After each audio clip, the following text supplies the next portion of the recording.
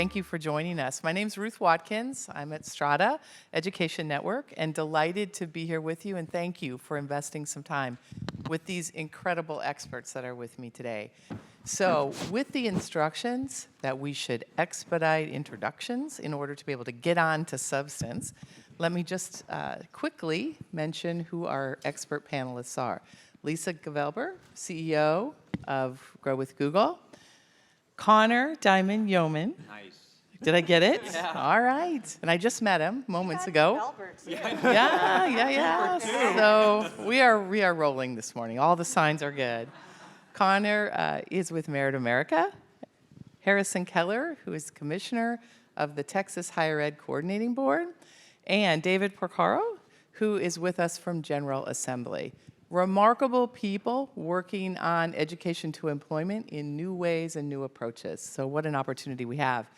In this incredibly unprecedented time, I just heard that there's a 50-year low in unemployment rates, and we have so many people underemployed who don't have the skills to compete successfully in the new economy and the future of work. What an incredible challenge. It is a time for creativity. It is a time for innovation. It is a time for partnerships. Partnerships where sometimes some of us from higher ed have put up barriers. Today is a new day. An opportunity to think about how industry, how innovation, how short-term credentials, how new models, and higher education can help create better futures through working together in new ways. So we're trying to inspire that conversation today, and I believe we're going to start with you, Lisa, and I promise to sit down so I'm not towering over everyone. Lisa, tell us a little bit about what you're trying to do at Grow with Google, what motivated you, and kind of a little bit of what you're seeing now. Sure. Good morning, everybody. So we started this program called Grow with Google in 2017, and it was really Google's commitment to economic opportunity and mobility. How do we make sure that the opportunities that are created by technology are truly available to everyone, and use that to help create a more equitable and inclusive job market? And one of the primary programs that we use to do that is called the Google Career Certificate Program, where you can learn essentially everything you need to know to get a high-paying, in-demand job in a handful of career fields by taking the certificate. And the goal was to help the 2/3 of Americans who will likely never get a college degree access good jobs, right? How do we make these great jobs truly accessible to more people? Since our launch of the very first certificate a few years ago, we have graduated 70,000 Americans. 55% of our graduates are people of color. About half of our graduates start the program making less than $30,000 a year, and they're graduating into fields that on average have entry-level salaries of $60,000 or $70,000 a year and have, real career pathways. But I think the most important thing, and Ruth, you were just talking about this, is that we took an ecosystem approach. We can't create a more equitable and inclusive job market alone. We really need to work with the whole system, and that includes the higher ed system, it includes the high school systems, it includes amazing on-the-ground local nonprofits like Merit America, but most importantly, it also includes employers. And so the first thing we did when we set up the career certificates was create an employer consortium, which now has over 150 big national employers who recognize our credential as an important criteria for hiring and are eagerly hiring the graduates. Thank you so much. So, Harrison, I'm coming at you with this one because you can read the headlines like I can that say the end of college. Google, Grow with Google, signaling the end of college. What do you think about that, Harrison, and how are you seeing it? Well, this isn't probably the best audience to say that. I think it's way overblown. So I first of all, I am excited about and enthusiastically support what Grow with Google is doing to broaden access to these kinds of educational opportunities. So we're also within more traditional higher education at a time where there's unprecedented openness to innovation, where we had individual faculty, departments, whole institutions that really had not done very much with digital learning, all of a sudden were thrust into that. And the creative energy of those faculty, and institutional leaders, the students themselves, was channeled in these new directions. And so we see people like moving their schedules around and breaking courses up from 3-credit courses into a series of 1-credit courses, and much more open to a wider range of partnerships. So one of the things that I particularly appreciate about Google's approach is not just the engagement with employers, but also engagement with community colleges, engagement with universities. And I think, so there's a number of different ways that folks can consume these new kinds of credentials and add real value to their lives, including enhancing the value proposition of their degrees and certificates. So I think it's not an either-or kind of thing, which sometimes you get at conferences like this. It's really sort of a both and. I mean, remember, we have like 1.6 million students enrolled in our higher education institutions just in Texas right now, and we've got an infrastructure there that we need to leverage so that we can actually achieve impact at scale. Such a good point. Let's not pit this as either or. Let's pit this as both and. We will do more for more people. And I don't know if you noticed it, but when he was talking about partnerships and collaboration, did you hear that big cheer that went up for Harrison? There's a groundswell. I think so. I think you're starting a movement here, Harrison. All right, David, you've been at General Assembly for a little while, but General Assembly has been at this work for a decade or maybe more in terms of certificates that change lives. Tell us a little bit about what you do. Yeah, so General Assembly just celebrated our 10-year anniversary about last year, and if you can believe it, the amount of boot camps that I hear about every week is crazy. I can't keep track of them. There's been explosive growth in this area, and it shows that students want more flexibility, they want more speed, they want more access and affordability to the ways that they can get into these careers. And so we, over the last 10 years, have found that there's a couple of things that are leading to the really high success rates in placements.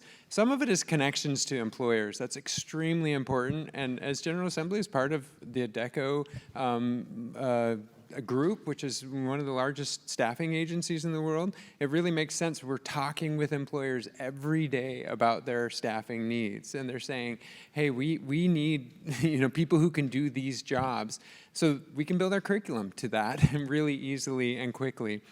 And so being aligned to those specific competencies, the things that people need to do to be successful on day one in their job is really, really important. The second part of it is building a sense of belonging and self-confidence. That's probably the most important thing that programs like General Assembly do, is help people to come in and say, hey, I can be a coder. I belong here, especially when they look around and see that the people who are there in the room with them don't look like them. When we can build a place of safety, when we can have instructors who look like them, when we can have alumni who can come in and say, this is the pathway you can go on and you can go through. That sense of belonging is extremely important. And then the ability to know what that pathway from novice to expert looks like. How do you get people in junior level careers and help them to be successful in junior level careers?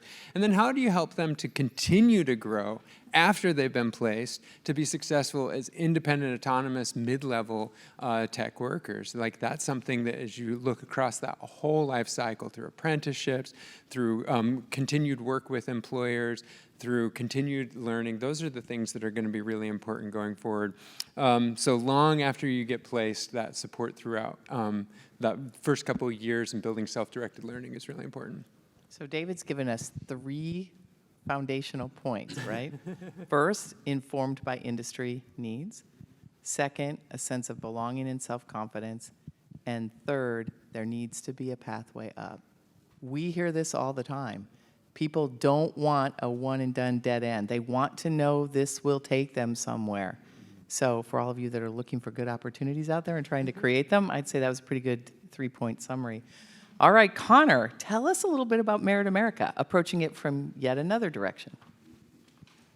Great, thanks. I was going to start my remarks with roasting the audience, but given what happened at the Oscars, I think I'll just get right to it.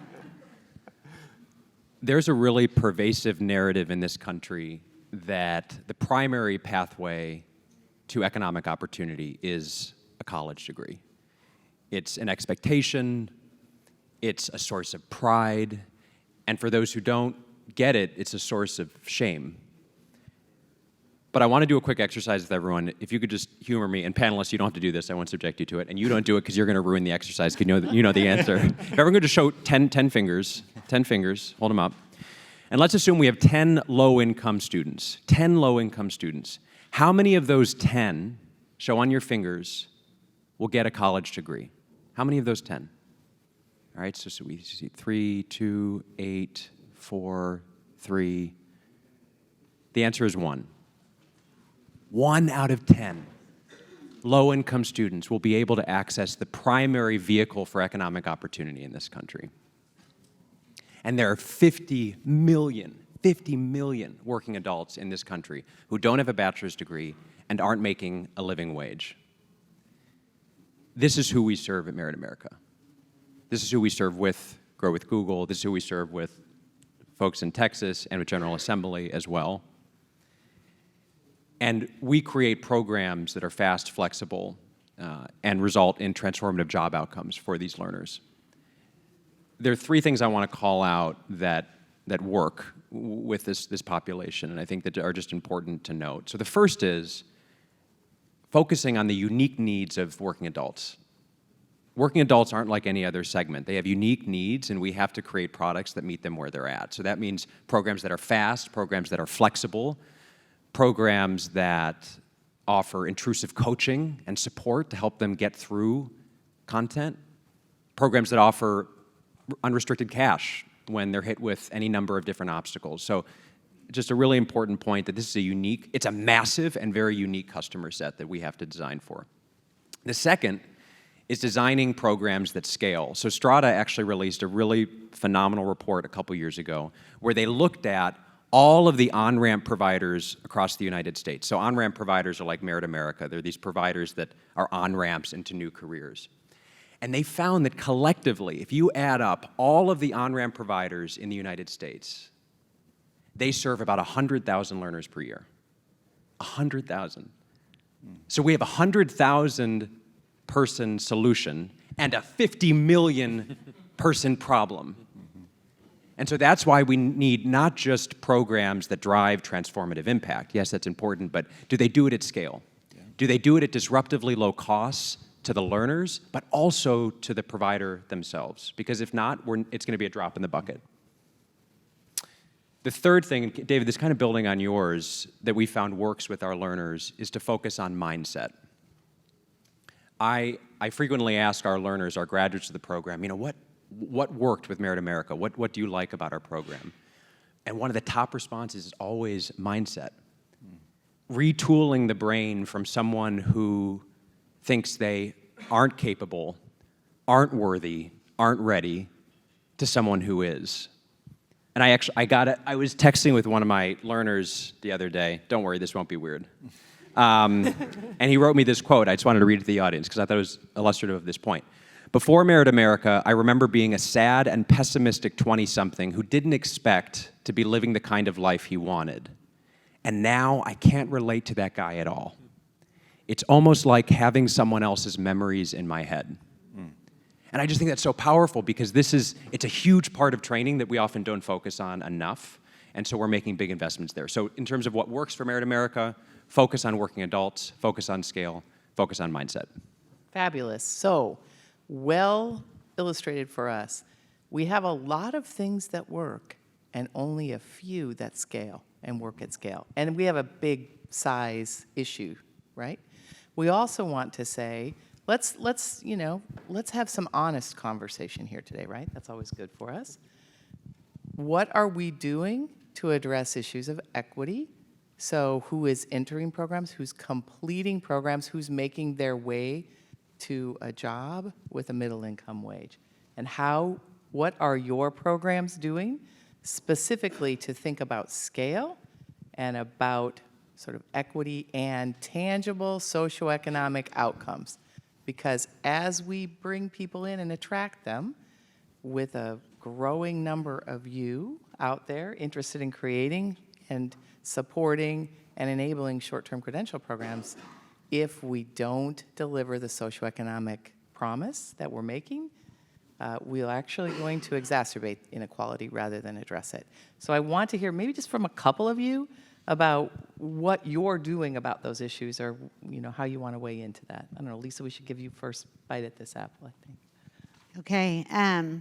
So one of the things that we've been really focused on in terms of being inclusive in our program is making sure that the instructors in our program look like the learners. And so all of the content in the Google Career Certificate program is designed, written, and taught by people who work at Google, who have decades of years of experience in the field. We don't outsource this work. But we also ensure that the actual instructors on screen who have written the content have diverse backgrounds. And I think it's really important that people see people who look like them, who are in these fields. And importantly, we don't just have them teach the content, we have them share their stories. So they get a really also personal look at who these instructors are and how they did their life journey and their career journey. And I think that's really helpful. The other thing we try to do to make sure this works at scale is, not surprising, we're Google, use technology. So as Connor said, we designed this entire career certificate program for working adults. It is all online, on demand. You can do it at your own pace, which is really important. We all know this. More than 20% of Americans do not know their work schedule for the next week, and they do not control that schedule. So they may not be able to have a traditional classroom experience, for example. And so that's why we do online on demand. But we also wanted to make sure that people complete these certificates, and that's obviously really important. Taking a class is one thing, but having an industry-recognized credential that employers are using for hiring is a completely different thing than just learning the content. So we actually use machine learning, and we use behavioral science all along the way. So in our certificates, because they're super rigorous, we have over 100 assessments in every certificate. And you have to get an 80% or higher on all the required assessments to earn the certificate, because we want to make sure that people, when they get these jobs, actually succeed in them, and that employers, when they hire a few of these folks, those people are amazingly successful so that they hire more of them. But the content is hard, and most people fail on the first try on many of these assessments. So we put in machine learning prompts that say, hey, don't worry, 40% of people who tried this assessment failed it on the first try. Like, you're not alone. But here is a link directly back to the material that you might want to review again that will help you pass it the next time you try. And so both kind of a reassurance that, like, hey, you're not the only one who didn't make it through the first time. It happens to lots of folks. And then a helping hand. Let us show you kind of where the content is that'll be most useful. And we're really proud that of our 70,000 graduates in the US, 55% of them are people of color. And just under half of them are people who come from the lowest income tertile in the country. And that's not of our enrollees, that's of our graduates. And we're super, super proud of that. Pretty amazing numbers, I would say. So who else wants to comment on this question of getting people into programs, through programs, the socioeconomic outcome that they came for, and equity in doing so? Harrison, go ahead. So I can tell you about what we're doing in Texas. There's sort of three major fronts. So one is making sure we have the right goals. So just in the last couple of weeks, we released new state goals for Texas higher education, and a couple of things that especially pertain to this conversation. So we set an attainment goal, like a lot of states have, at 60% of Texans by 2030, working age Texans have a degree, certificate, or other credential of value. So it could be short-term credential, could be industry-recognized credential, could be a skilled apprenticeship. But with an important caveat, is that we conditioned our targets for production of credentials on the value proposition. So we're the first state to say we're going to put down a marker that we want to produce, in our case, 550,000 credentials a year. They can be a wide range of credentials, but they have to be credentials of value, and we define that measured in terms of the wage premium. So it's an empirical question. It's instead of stipulating that they're credential of value because the state has funded them or they come from a certain provider, it's more emphasizing that value and that return on investment for individuals. That's an important first step. The second thing is around data, so shining a light on these issues, right? So we're investing in modernizing our data infrastructure, and later this year we'll release new dashboards that are aligned with our goals. Now, this is where one of my mentors used to say, everyone loves you until you have findings. And so we're going to put these data dashboards out there so you can see by institution, by program, by race, by sex, by income, by geography, what do earnings look like over time? What does debt look like? What's our actual production of credentials look like? And some of that is really painful. But for institutions, we'll provide even more detailed, we can click through to individual student level data so that you can zero in those efforts. And then the third thing is that we've got to build capacity. We have to educate many more people to higher standards than we've ever achieved before. And we've got a narrow window to do it, both because of the urgency of the moment around the job market, but because we have unprecedented resources at our disposal that are going to expire in the next couple of years. So we're making targeted investments in our institutions' capacity to deliver short-term credentials, community colleges, universities, other type of institutions, and also right behind that will be around advising and student success efforts to make sure we don't just want to enroll folks, we want to make sure that we're supporting them and we're getting them through. This is not, to echo kind of the theme of your question, Ruth, this is not a time for boutique projects. We have so many beautiful, inspiring boutique projects just around this conference. This is a time where we need to commit ourselves to impact at scale. I just feel like we should applaud that. That's kind of a key point. It's a key point. And I really want to say that is unusual speak for a commissioner leader in higher ed, right? And the other point I want to make, there's a lot of people talking around this conference about greater transparency for the individual, the student, the learner, wherever they are in the journey. And I want to say that in the end is not going to get where we need to go. Better is the fix from the system that says we're going to solve this problem and squeeze down those things that take people not to the destination they thought, rather than rely on the individual to do that homework. Most people go to school where they live, right? They're not able to make access to that information or make a decision based on it. So let's us put our heads on that problem. Okay, let's go maybe a little different direction here and think about all of us that have been in this work for a while have tried one or another effort to really understand what industry wants and needs, and to think about what do I do as a dean, a provost, a president, trying to help a large institution of higher ed adapt to that. It is a very difficult task. When you go out to talk to industry as a university leader, you will hear literally hundreds of different answers to your question. And then you've also got a system that's been kind of used to doing what it does in an inert kind of way, right? So I really would like to hear more about what you all have seen as effective ways to map industry needs now and future with what you're doing in your programs. And we really should try to think about this not just from the higher ed side, or not just from the short-term certificates side, but from all of this landscape. And maybe, David, you're a good person to start with. Yeah, so, for us, it's a lot easier than a lot of times we think it is. Like, some of it is just going to the employers and saying, which jobs do you need filled? And they'll tell you. And then you say, what is your job description? What is in that job? Okay, great. Based off of that, we're going to build a program. And so we're doing that a lot in what we do. There's really great data. We've partnered with MC Burning Glass on a lot of things in the past and writing up digital skills frameworks that you can read about. What are the skills that are being asked for among different career families, and which ones are the top skills by region. A lot of it is regional too. So what is the difference between Austin and San Diego, right? There's different needs in those employers and what kinds of skills they're asking for and what the jobs are that are there. So a lot of it is really working directly with the employers. And as we mentioned before, we have access to a large number of employers, not just through our campuses and the networks that we have there, but we're continually working with employers large and small to upskill and reskill their employees.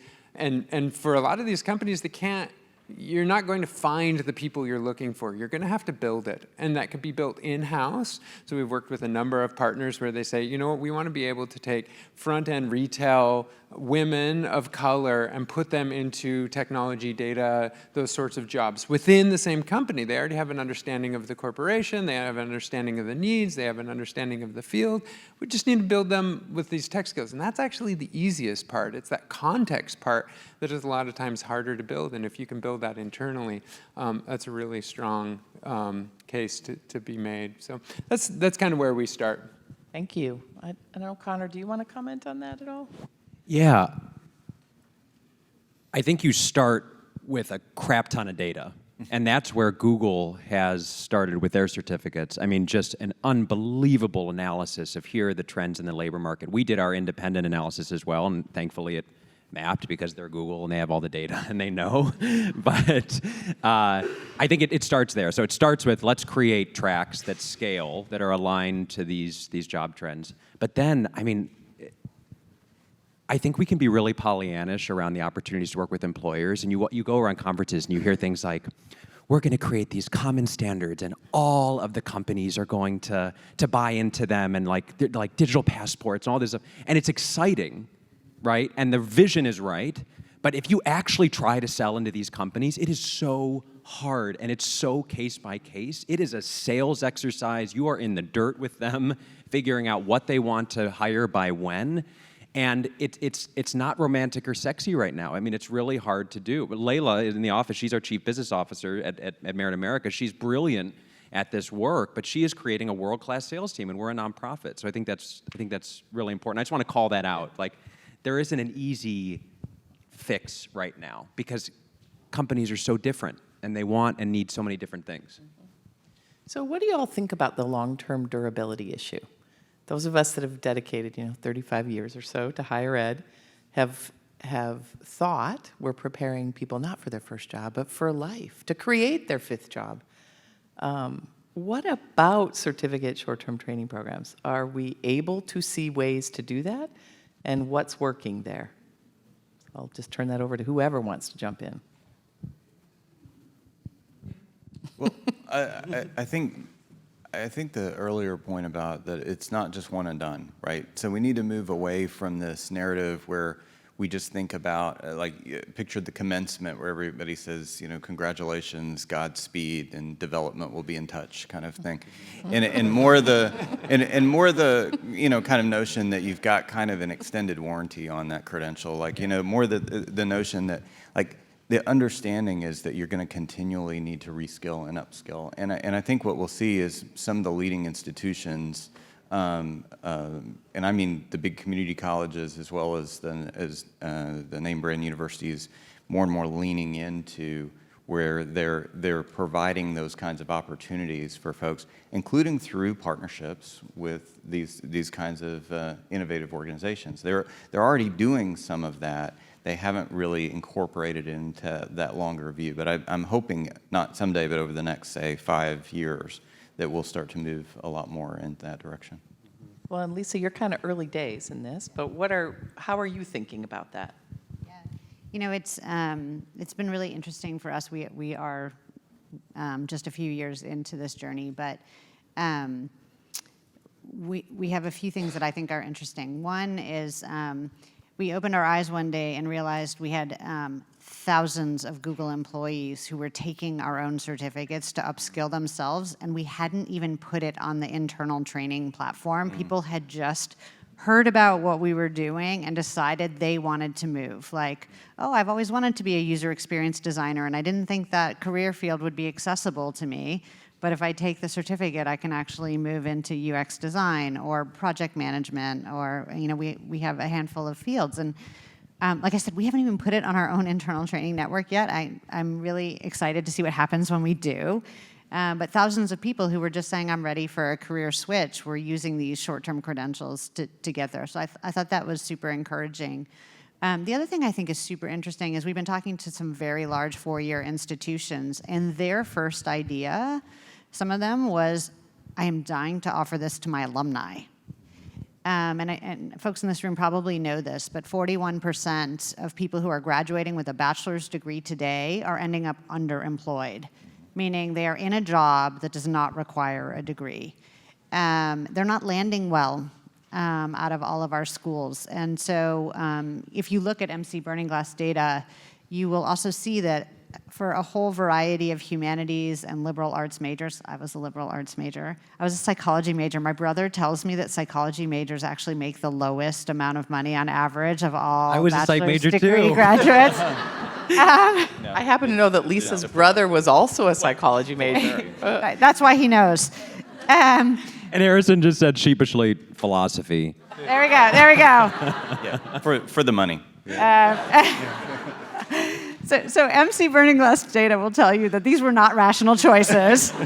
And they will tell you, actually, that if you complement a degree, a 4-year bachelor's degree in liberal arts or humanities with a high-quality industry-recognized credential, you will be much more employable at dramatically higher wages. We've actually put some of this data now on our website because we think it's interesting. And so we've been partnering a lot with 4-year institutions who are doing all kinds of creative things. The University of Texas system is actually going to offer the Google Career Certificates coming this fall to all 225,000 of their students.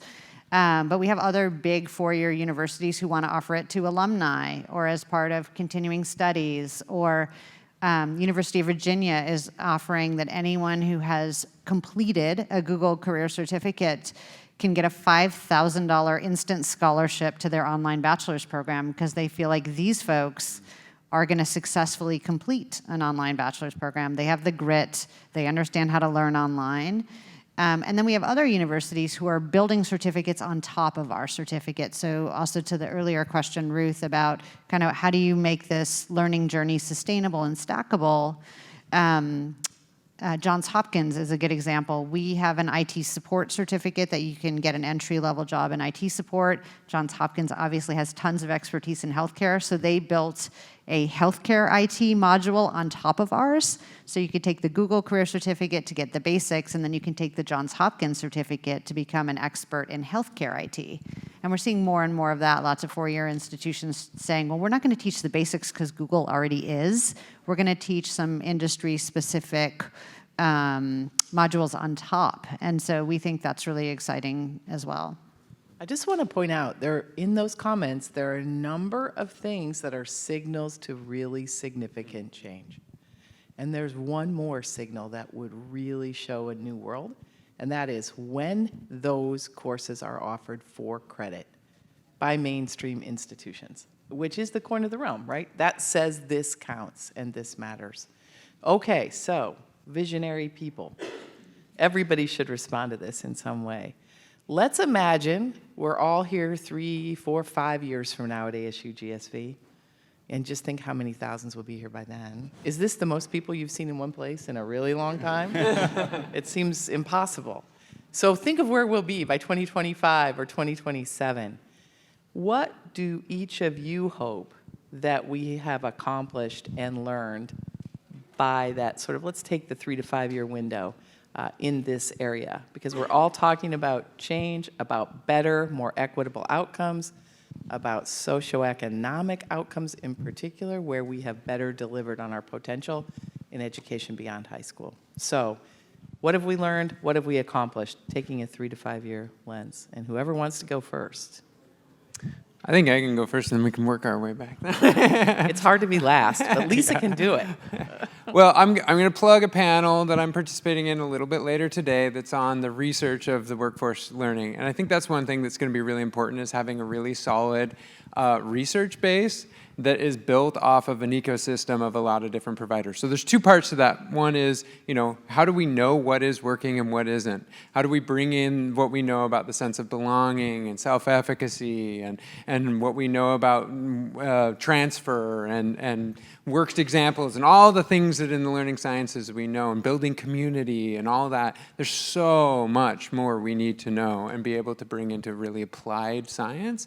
But it takes partnerships. That's the second part. For the students, learning is is not complicated, but it is complex. It's a complex system.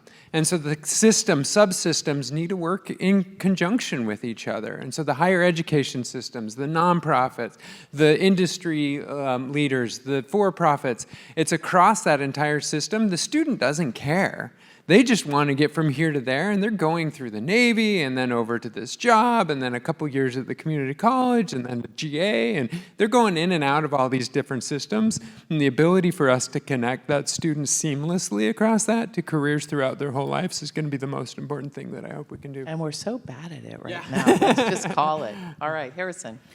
Well, I was just thinking, so over the next 3 years, here's what I'm confident we will have, is that so we'll have the data infrastructure in place with much more transparency for students and families, for folks within institutions, for policymakers, for the public, about the return on investment, about the value of different kinds of credentials for a much wider range of credentials, not just conventional degrees and certificates.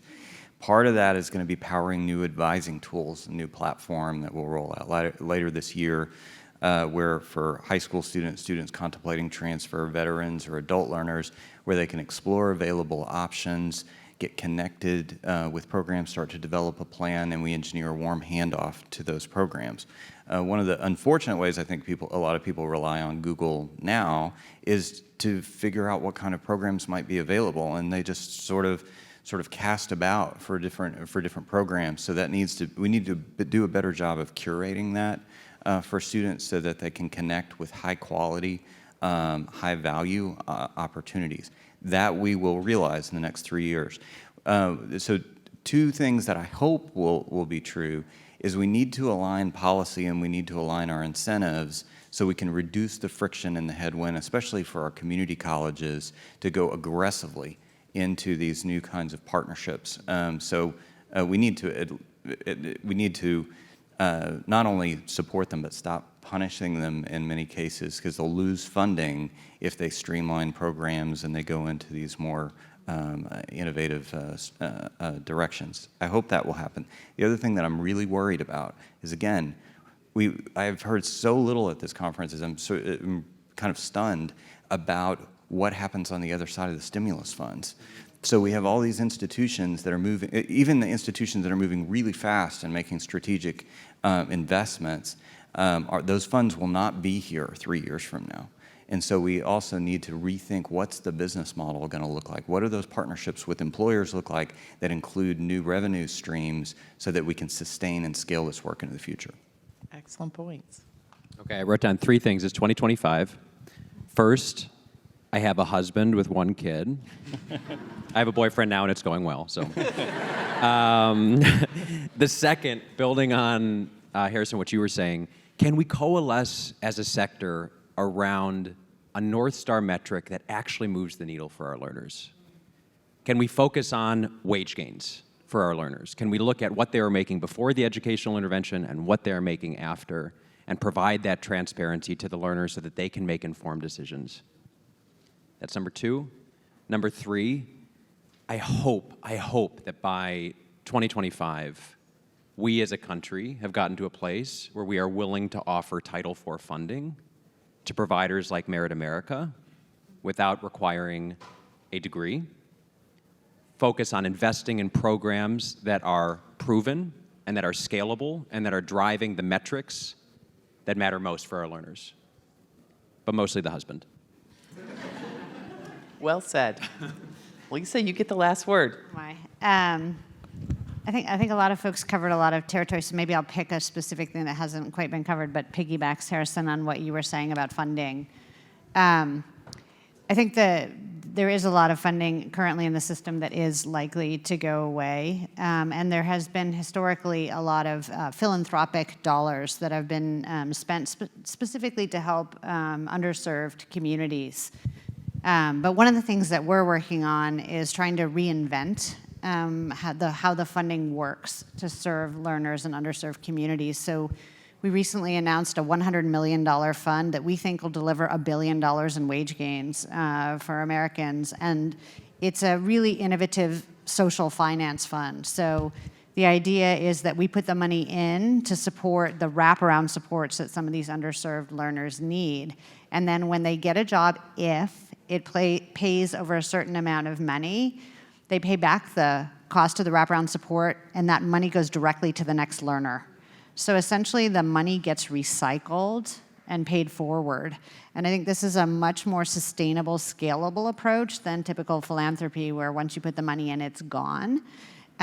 So we're super excited about this model. It's been, pioneered partly by social finance, although I think we have a new kind of twist on it with these credentials and with great partners like Merit America, who is the first partner into our fund, along with Europe. I think many of you probably heard Gerald speaking this morning. But this idea that the funding has to be thought about differently, and maybe we can create more sustainable, and to your point earlier too, Ruth, scalable models for really supporting underserved learners. 4 really remarkable leaders that have a better future in mind for 2025. Please join me in thanking them.